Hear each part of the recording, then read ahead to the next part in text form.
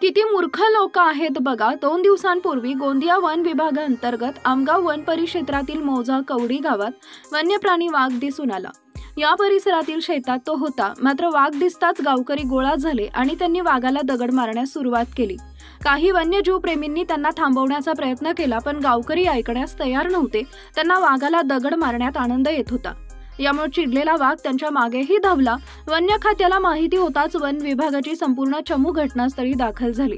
संपूर्ण परिसरात निरीक्षण करून वाघाचा शोध घेतला असता दुपारी अंदाजे 12:30 वाजताच्या सुमारास वाघ आमगाव वन परिक्षेत्रातील सहवन क्षेत्र अंजोरा नियतक क्षेत्र अंजोरामधील मौजा रामपूर गावाजवळील देवरी आमगाव राष्ट्रीय महामार्गालगत रस्त्याच्या कडेला नाल्यामध्ये बसून असल्याचे दिसून आले। गेल्या 7 ते 8 दिवसापासून हा वाघ मानवी वस्तीत तसेच शेती क्षेत्रालगत फिरत असल्यानं भविष्यातील संभाव्य धोका लक्षात घेता मुख्य वनजीव रक्षक व प्रधान मुख्य वन संरक्षक वन्यजीव श्रीनिवास राव यांच्या पूर्व परवानगीनं राष्ट्रीय व्याघ्र संवर्धन प्राधिकरणाच्या मार्गदर्शक तत्वानुसार त्या वाघाला जेरबंद करण्याचा निर्णय घेण्यात आला।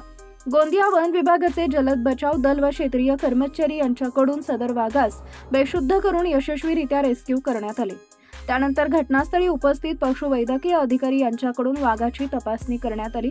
तपासणीमध्ये वाघ सदृढ असल्याचं निष्पन्न झाल्यानं वरिष्ठांच्या पूर्व परवानगीनं त्याला पुन्हा नैसर्गिक अधिवासात निसर्गमुक्त करण्यात आले।